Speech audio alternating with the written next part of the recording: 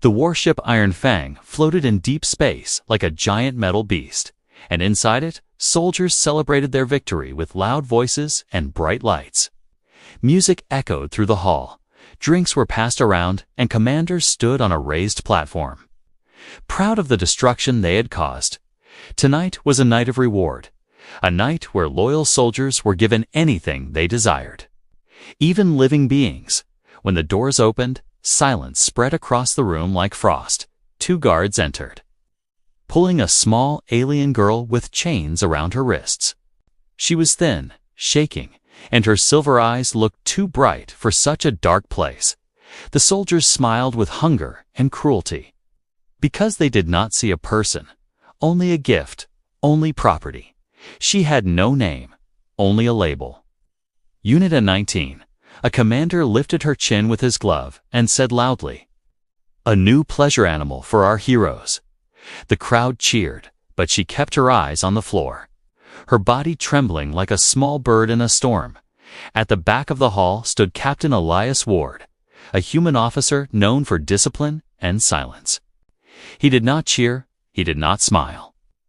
He only watched the girl with a strange tightness in his chest. He had seen prisoners before. He had seen suffering. But something about a 19 felt different. Her silver eyes, filled with fear but also intelligence, held him still like a hand gripping his heart. The commander walked across the stage and pointed at Elias. "You," he said, "you fought well today. You deserve a reward. Take her." The hall turned toward Elias, waiting for him to accept the gift like all others. But Elias did not move. He felt heat rise in his face, not from shame, but from anger. He looked at a 19, and she looked back. And for a moment, the noise of the hall disappeared. He saw fear in her eyes, but also a silent question. A silent hope. If he said no, they would give her to someone worse, or they would dispose of her like broken equipment. Elias stepped forward slowly. "I will take her," he said, but his voice was low, almost shaking with something unspoken. The soldiers cheered again, but this time it sounded wrong. Too sharp, too dark. A19 was pushed toward him, and she stumbled, catching herself on his uniform. She expected pain, orders, or punishment, but Elias only placed a gentle hand on her arm, guiding her away from the crowd. She did not understand kindness, but she felt the difference in his touch, and her breathing slowed just a little. They walked through metal corridors lit by cold blue lights. Her chains clinked softly as she followed him, and every sound reminded her of past fear. She had been moved from owner to owner, station to station, never asked to speak, never allowed to think, but this human did not drag her, did not shout, did not treat her like an object. Still, she kept her eyes low, believing any mistake would bring punishment. Elias opened the door to his private quarters and motioned for her to step inside. She entered carefully, standing in the corner like she expected him to lock her in a cage. He closed the door behind them, and the room grew quiet. There was no cheering here, no cruel eyes, only dim lights and the steady hum of the ship. Elias approached her slowly, unsure how to speak to someone who had never been treated as a person. "What is your name?" he asked gently. She looked confused, as if she did not understand the question. Names were for real beings, not for units like her. She shook her head, her silver eyes filling with helpless fear. Elias felt something twist inside him. A mix of pity and anger at the empire that made her this way. He knelt in front of her so he would not stand above her. "Then I will give you one," he said softly. "Lyra." The word floated in the air between them, warm and soft. She whispered at once, unsure. Then again with more strength. Lyra. The name felt strange on her tongue, but it felt like a beginning. For the first time in her life, she had something that belonged only to her. Elias smiled faintly, the first true smile she had ever seen.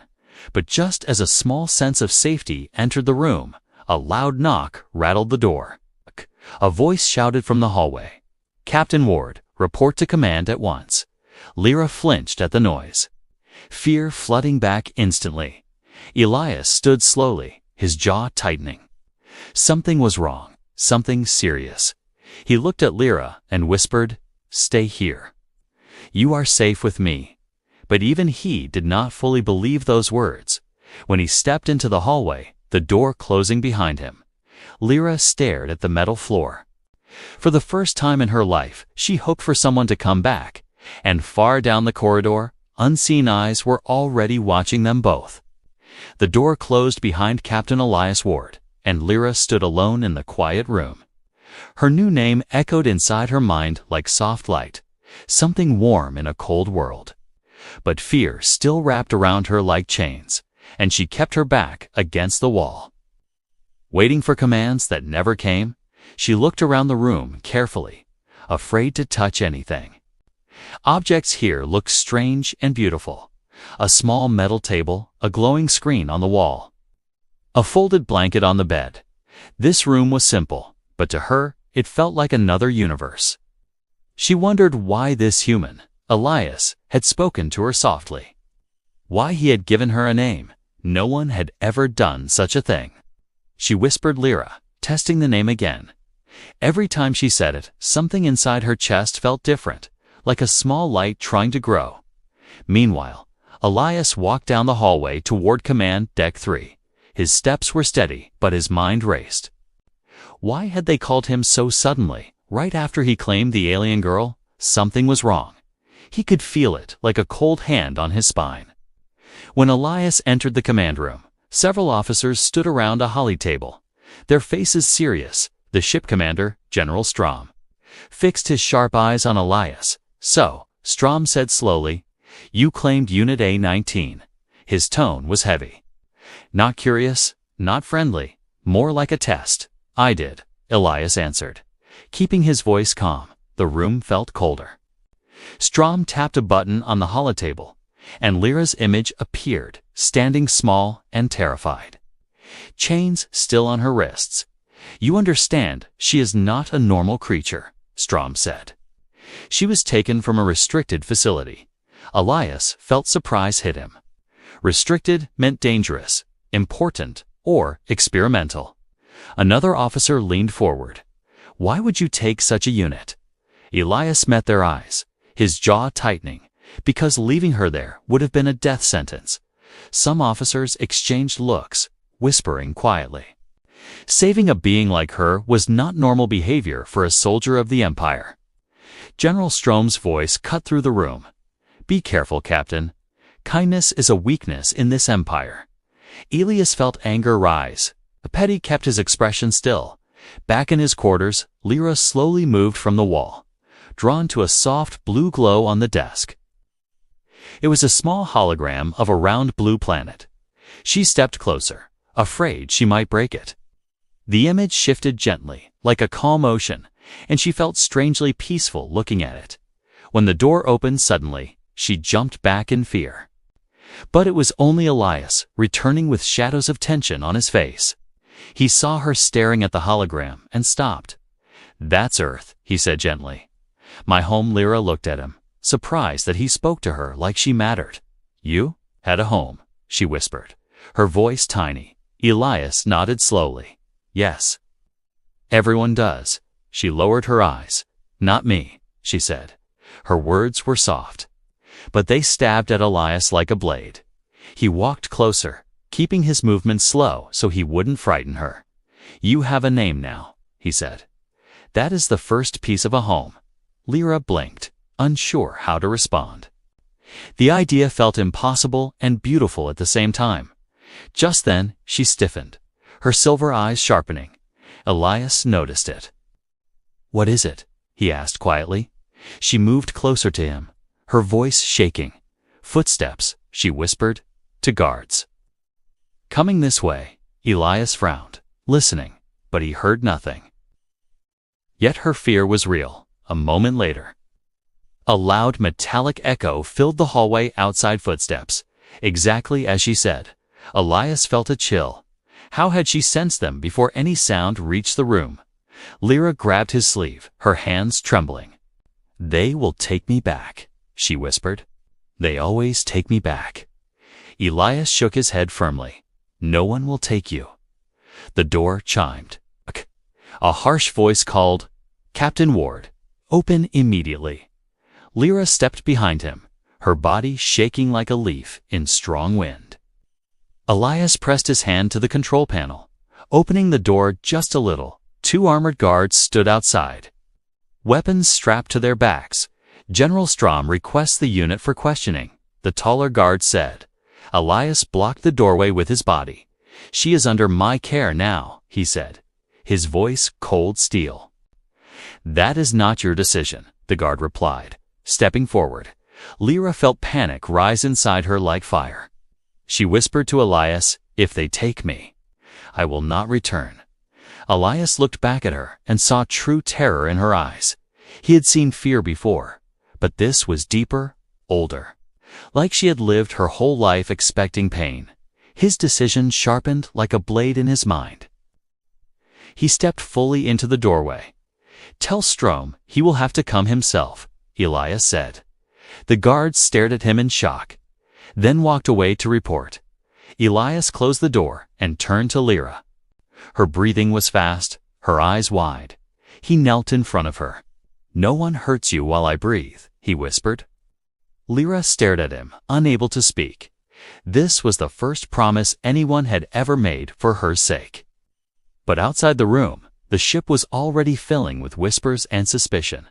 Saving her had been a choice.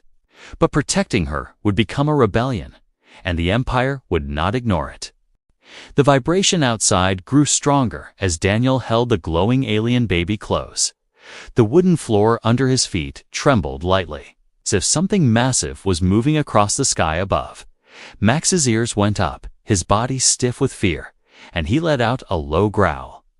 The alien mother struggled to sit up, her weak hands gripping the blanket, her eyes shining with warning. Daniel could feel her fear almost like a cold wind in the room. He didn't know what kind of enemy she had, but he understood one thing clearly. They were close. A sudden flash of white-blue light cut across the window, bright as lightning, but silent. Daniel froze. Max barked loudly, but Daniel pulled him close. Trying to quiet him, he peeked through a small gap in the curtain, his heart pounding against his ribs. What he saw made his breath stop. 3 enormous shapes moved slowly across the night sky. They were not planes, not helicopters, but dark, metallic ships, triangular and silent. Their edges glowed with thin blue lights that pulsed like a heartbeat. The ships moved in perfect formation, scanning the ground below with beams of pale light. Daniel felt a chill travel down his spine. These machines were not searching the land randomly. They were hunting something. They were hunting her. The alien mother reached toward Daniel, her hand shaking but urgent. She pointed at the baby, then toward the cellar door. Her meaning was clear. "Hide." Daniel quickly moved across the room, holding the baby tight and signaling the mother to follow. But she could barely stand. Daniel rushed back, helping her slowly rise to her feet. Her body trembled with every step, but she forced herself forward, desperate to protect her child.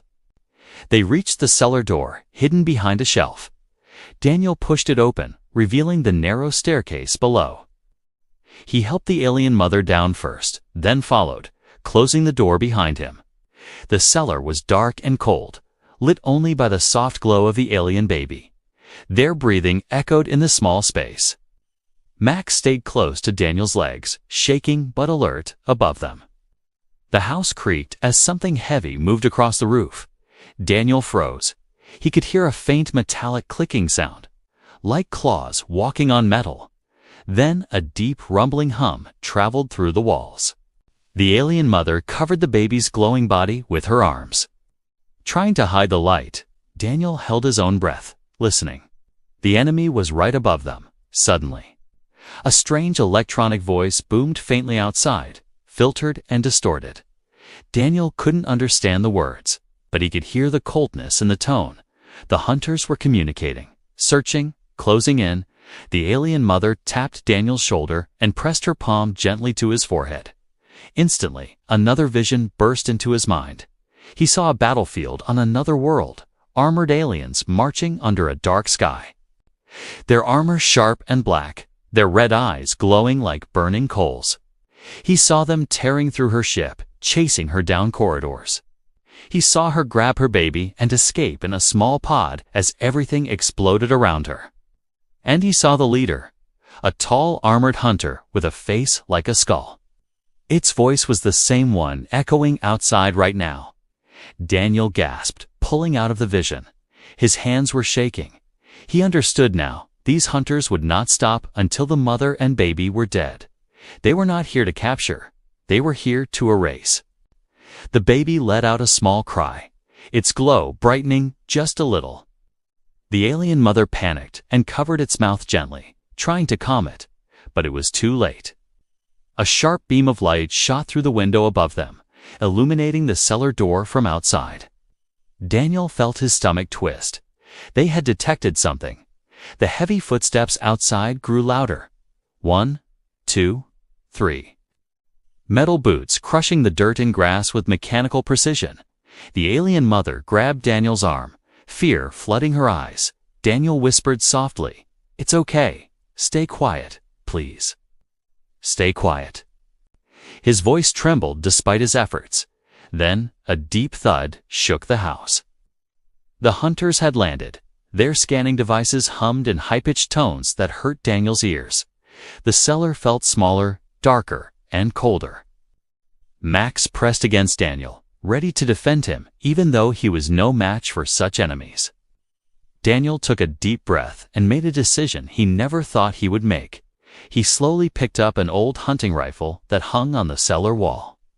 It was useless against machines like those, but he lifted it anyway, not to fight, but to protect the mother and child until his last breath. Above them, the hunters' shadows moved across the windows. Their search was not over. It was only the beginning. The cellar was silent except for the soft, shaky breaths of Daniel, the alien mother, and the glowing baby. Above them, the hunters moved around the house with slow, heavy steps, each step making the wooden beams groan. The sound felt like pressure on Daniel's chest, a reminder that danger was inches above his head. He tightened his grip on the old hunting rifle, even though he knew the weapon was almost useless, but holding it made him feel just a little stronger, a little less helpless. The alien mother sat on the cold floor, her back against a wooden crate, her eyes glowing faintly.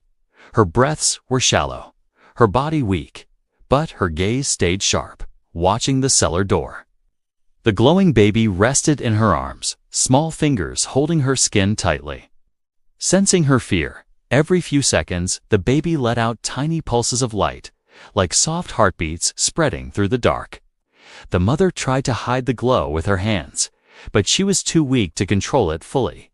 Daniel kneeled beside her, whispering, "They won't find you. They won't." He wasn't sure if he believed his own words, but he hoped she couldn't hear the fear in his voice. The alien mother looked at him, her eyes full of worry, but also trust. It surprised Daniel how quickly that trust had formed. Only hours ago, he had never seen her species, never imagined something like her existed. Now he was risking everything to protect her child. A loud metallic thud crashed somewhere above them, making dust fall from the ceiling. Daniel flinched, his heart jumping. The hunters were inside the house, searching every corner, every room, every shadow. Their scanning beams made light shift through the cracks in the floorboards above. Daniel felt the vibrations of their steps through his knees. One of the hunters spoke in its cold, broken mechanical language. The sound dragged through the cellar like a blade. The alien mother trembled, whispering something Daniel couldn't understand, but her meaning was clear. They were getting closer. Max pressed his body against Daniel's leg, growling softly, warning him and trying to comfort him at the same time. Daniel reached down and placed a hand on Max's head. "Stay quiet, boy," he whispered. Max lowered his head but kept his eyes on the stairs, ready to defend his master. Suddenly, a sharp beep echoed from above. Daniel froze. It didn't sound like a normal scan. It sounded like the hunters had detected something alive. The alien mother covered the baby again, but the glow still leaked through her fingers. The baby didn't understand the danger. It only knew hunger, fear, and the warmth of its mother. And the glow grew brighter. Tiny, but enough to catch a sensor. Another loud beep echoed, followed by heavy metallic steps moving directly above the cellar door. Daniel felt his stomach twist. They were found. The alien mother clutched her baby tightly and looked at Daniel with terrified eyes. She spoke quickly in her language, the sounds shaking with urgency. Daniel didn't understand the words, but he understood her meaning. She was asking him to run, to save himself, to leave her and the baby behind. Daniel shook his head fiercely, his jaw tightening. "No," he whispered. "I'm not leaving you." The alien mother stared at him in disbelief. Her people had been hunted for so long that she didn't believe any creature could be this kind. But Daniel wasn't thinking like a soldier or a hero. He was thinking like a human who saw another life in danger. A helpless mother, a helpless child, and something inside him refused to abandon them. The hunters above spoke again, their voices rising. One of them slammed a metal device onto the floor, and a high-pitched scan began. The sound pierced through the cellar like needles. The baby whimpered in pain and fear, its glow flickering out of control. Daniel's heart raced. They only had seconds before the hunters opened the cellar. Daniel stood up and made a choice that would change his entire life. He grabbed the alien mother's arm gently but firmly, then pointed toward a hidden storage room at the back of the cellar. It was a narrow space used for old tools, but it had one special feature. A small hidden exit that led behind the barn, a place the hunter's scans might not detect. He lifted the alien mother carefully, helping her stand. She was light, shaking, barely able to move. He held the baby in one arm and supported the mother with the other. Max stayed close, barking softly as if urging them to hurry. The hunters above stomped near the cellar door, and the wooden planks creaked violently. Daniel pushed the mother and baby into the hidden space just as a cracking noise echoed. The hunters were breaking through the door. The alien mother reached out and touched Daniel's face with weak fingers, her eyes full of fear and hope. Daniel whispered, "Trust me. I'm going to get you out of this." Then he stepped in front of them, rifle raised. He was just a farmer, but tonight he was their shield. And he refused to let the hunters take them. Rumor spread through the Iron Fang faster than fire in dry grass. Soldiers whispered in corridors. Engineers paused in their work. Officers shared quiet looks. Everyone wanted to know the same thing. Why had Captain Elias Ward taken the alien girl? The one they called Unit A-19. The one meant to be a toy, not a person. Some said Elias had lost his mind. Some said he had taken pity on a creature he should not care about. Others believed something far darker. They said A-19 was dangerous, cursed, or connected to a secret empire project. No one trusted the situation, and suspicion wrapped around the ship like a tightening rope. Lyra sat silently on the edge of Eliza's bed, her hands folded tightly in her lap. She could feel the change in the air. Fear had been her whole life, and she knew the shape of danger even before it arrived. She felt it now, heavy and sharp, as if the ship itself was watching her. Elias stood nearby, checking his communicator again and again, hoping for any message that would tell him what command planned. But nothing came, only silence, and silence on a warship was never safe.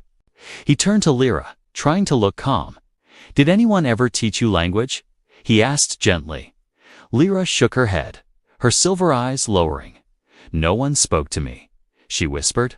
"I listened." "That is all." Elias sat across from her.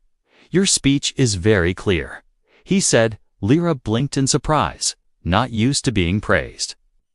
"I learned fast," she whispered, "because I had nothing else to do."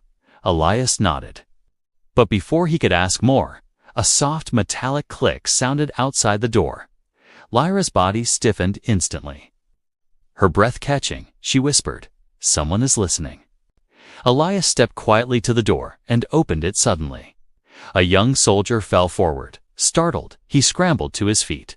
Saluting with shaking hands, "Sir, I was ordered to check on the unit," he stuttered. Elias stared at him coldly. "By whom?" But the soldier shook his head and hurried away, disappearing around the corner. Lyra watched from inside the room, her heart pounding. "They are afraid of me," she whispered. Elias walked back to her slowly. "No," he said. "They are afraid of what they do not understand." Lyra did not know the difference. To her, fear always meant pain, punishment, or chains. But Elias's voice was steady, like a quiet promise, to distract her. He showed her the small hologram projector on the desk when he touched it. The image of Earth appeared again, turning slowly with soft blue light. Lyra stood and moved closer, drawn to it like a moth to a gentle flame. "What is it like?" she asked softly. "Your home," Elias thought for a moment, choosing simple words. "Warm, loud, full of life," he said. "Not perfect, but free." Lyra wrapped her arms around herself. "Free," she whispered. "I do not know that word." Before Elias could explain, the lights in the room flickered. Not once, but 3 times. In a sharp, rhythmic pattern, Lyra's eyes widened. "That means danger," she whispered immediately. Elias frowned. "How do you know?" Lyra shook her head, confused. "I just..." No, moments later, the ship intercom activated. "All officers to deck 2. The voice ordered urgent meeting." Elias cursed under his breath. He knew what this was about. He turned to Lyra. "You stay here. Lock the door. Do not open it for anyone but me." Lyra grabbed his sleeve, her fingers trembling. "Will they take me?" Elias placed his hand gently over hers. "No," he whispered. "I won't let them." Lyra watched him go, her heart tightening with fear and something new hope. When the door closed, the room felt too quiet, too still. She walked to the small mirror on the wall and stared at her reflection. Her silver eyes glowed faintly in the dim light. She whispered her name to herself, Lyra. Down on deck 2, officers gathered in a tight circle. General Strom stood in the center, his eyes sharp as blades. "We have a problem," he began. "Unit A-19 was never meant to leave containment." Several officers gasped. Strom continued, "She is part of an unfinished experiment, and her abilities are awakening." Elias felt a cold shock run through his body. What abilities? What experiment? What had they done to her? Strom's voice grew harsh. "We cannot allow the captains. Attachment to interfere. Tonight, we will retrieve the unit by force." Elias stepped forward, rage burning through his calm expression. "You touch her, and you will regret it," he said quietly, dangerously. The room fell into heavy silence. Strom stared at him with a cruel smile. "Then be ready, Captain," he said softly. "Because the Empire is coming for your little animal." And while they argued far from her room, Lyra felt a sudden chill, as if someone whispered her name in the dark. Something deep inside her mind stirred. Waking like a sleeping storm, the Empire was closing in, and her story was only beginning. Lyra waited in the quiet room, her hands cold, her heart beating too fast for her small body. She kept glancing at the door as if it might burst open at any moment. She did not understand many things, but she understood danger, and she felt it now like sharp needles under her skin. Minutes passed slowly, each one heavier than the last. Then the lights flickered again, just for a second, but it made Lyra gasp. Something was happening on the ship, something big and dark. Her instincts whispered the truth. They were coming for her. On the other side of the ship, Captain Elias Ward walked fast through the metal corridor, fury burning under his calm face. He replayed General Strom's words in his mind. "She is part of an unfinished experiment. Her abilities are awakening. We retrieve her tonight." Elias clenched his fists as he walked, his boots hitting the floor with sharp, angry steps. They saw Lyra as an object, a tool, a product. But he had seen her eyes, her fear, her intelligence, her humanity. She was not an experiment. She was someone. He reached the lift and pressed the control panel, but before the doors closed, someone slipped inside. A tall alien overseer, wearing dark armor and a long black coat, his face pale and cold like ice. Elias knew him instantly. Overseer Cormac, one of the Empire's top enforcers. Cormac smiled slowly, a smile that held no warmth. "I hear you have something that belongs to us," he said. Elias did not return the smile. "She is not a thing," he replied, "and she does not belong to you." Cormac tilted his head, studying Elias like a puzzle. "You speak with emotion, Captain. Emotion is dangerous." Elias stepped closer, refusing to show fear. "So is treating living beings like tools." Cormac chuckled. A low, dry sound. "You humans grow soft," he said. But softness breaks easily. When the lift reached Ilias's deck, Cormac stepped out first. "I will enjoy reclaiming what is ours," he said over his shoulder. Elias watched him leave, rage building in his chest like fire. He had no more time to think. He needed to act. Back in the room, Lyra heard something soft humming from the walls. A vibration too quiet for human ears. Her senses were growing sharper, clearer, faster. She moved to the window panel and pressed her palm against the cold glass. Her reflection stared back at her, silver eyes glowing faintly. She whispered, "What am I?" But no answer came. Only her heartbeat, loud and afraid. Suddenly, the door slid open, and she jumped back. But it was Elias, breathing hard, his face tense. "We need to leave," he said quickly. Lyra stood, fear rising in her throat. "They are coming," she whispered. Elias nodded. "Yes, and we must stay ahead of them." He grabbed a small pack, checked his weapon, and motioned for her to follow. Lyra hurried behind him, trying to stay close. The hallway outside was strangely quiet. Too quiet. Not even guards were visible. This silence was wrong. Heavy, waiting to break. As they walked, Lyra's steps slowed. Her voice shook as she said, "Elias, I feel something." "What?" he asked, not stopping. "Fear," she whispered, "but not mine. Someone else's." Elias stared at her, shocked. "You can sense emotions." Lyra nodded slowly. "I always could, but now it is stronger."